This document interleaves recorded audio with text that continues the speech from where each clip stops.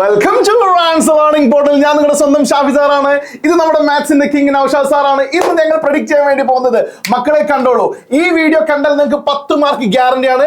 കാണാം നമുക്ക് സാർ ഏതാണ് 10 മാത്സിന്റെ പൾസ് ഓഫ് സബ്ജക്ട് ആയിട്ടുള്ള പൾസ് ഓഫ് ബ്രാഞ്ച് ആയിട്ടുള്ള ട്രിഗ്നോമെട്രി എന്ന് പറയുന്നത് നമുക്കൊരു ക്വസ്റ്റൻ ഉണ്ട് സാറേ. എല്ലാ സമയത്തും ചോദിക്കുന്ന എല്ലാ ചോദ്യത്തിലും പേപ്പറിലും വരുന്നതാണ്. ആംഗിൾ ഓഫ് എലിവേഷനോ അല്ലെങ്കിൽ ആംഗിൾ ഓഫ് ഡിപ്രഷനോ ആയിട്ട് ബന്ധപ്പെട്ടൊരു ചോദ്യം. അതായത് ഒന്നുകിൽ മേൽക്കോൺ അല്ലെങ്കിൽ കീഴ്ക്കോൺ, ഇതുമായിട്ട് ബന്ധപ്പെട്ടൊരു ചോദ്യം എല്ലാ വർഷവും വരാറുണ്ട്.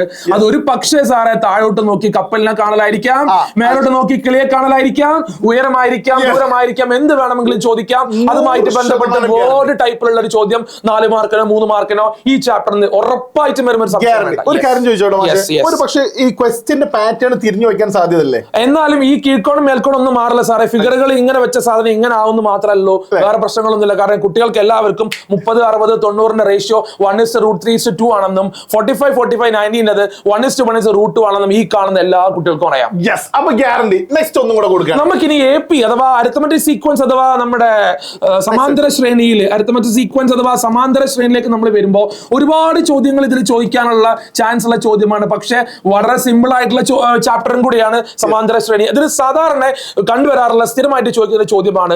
ഓൾജിബ്രായിക് എക്സ്പ്രഷൻ തരും, ബീജഗണിത രൂപം തന്നിട്ട് അതിന്റെ AP ചോദിക്കും, അതിന്റെ സീക്വൻസ് ചോദിക്കും, തിരിച്ചും ചോദിക്കും. സീക്വൻസ് തന്നിട്ട് നമ്മളോട് ബീജഗണിത രൂപം ചോദിക്കും. ഇത് രണ്ടുമായിട്ട് ബന്ധപ്പെട്ട് ചോദ്യം ചോദിക്കാറുണ്ട്. ഒരു ക്വസ്റ്റൻ കൂടെ ഞാൻ പറയാം. വെറൈറ്റി ആയിട്ട് സമ്മ് തന്നിട്ട് മിഡിൽ ടേം ചോദിക്കുന്ന ഒരു ചോദ്യവും വെറൈറ്റി ഈ ചാപ്റ്ററിൽ നമുക്ക് കാണാറുണ്ട്. അതിന് ബോണസ് ആയിട്ട് ഒരു ക്വസ്റ്റൻ ഇരുന്നോട്ടെ. അപ്പൊ ഈ 10 മാർക്ക് ഗ്യാരണ്ടി ആണ്. നാളെ നിങ്ങളുടെ എക്സാം പേപ്പറിൽ ഇതുണ്ടാവും. ഈ പ്രഡിക്ഷൻ നിങ്ങൾക്ക് ഒരിക്കലും നഷ്ടാവില്ല. മക്കളെ പഠിച്ചോളൂ. ഇനിയും ഡീറ്റെയിൽ ആയിട്ട് പഠിക്കണമെങ്കിൽ റാൻസിന്റെ ലൈവിൽ പങ്കെടുക്കുക. ഈ ചാനൽ സബ്സ്ക്രൈബ് ചെയ്യാത്തവരാണെങ്കിൽ സബ്സ്ക്രൈബ് ചെയ്യുക, മാക്സിമം ഷെയർ ചെയ്യുക. Thank you very much. See you there.